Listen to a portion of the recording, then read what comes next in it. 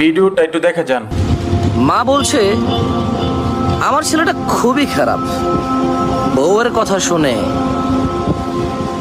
ওই একই মা বলছে যে মেয়ের জামাইটাও ভালো না, মেয়ের একটা কথাও শোনে না।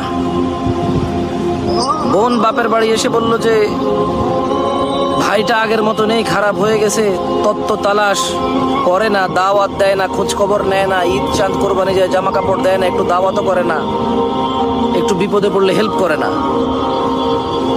আবার ওই বোনটাই বলে আরে জানিস তোর দুলাভাইটা খুবই খারাপ, কাম কাজ করে করবি কি আর, বোনের দাওয়াত দে, বাগিনারে দাওয়াত দে, আজকে বোনের এটো হয়েছে, ভাইয়ের ওটো হয়েছে, সারাদিন তো বোন ভাই করে করে তার জীবন শেষ করে দিল।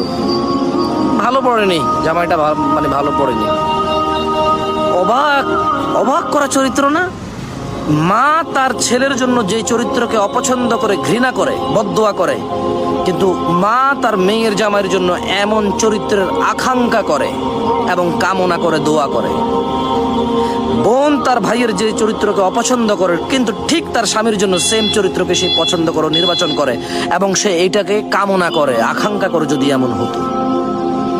সমাজের এই স্যাড চরিত্র আমাকে ভাবায়। আমি সবাইকে বলবো না, এরকম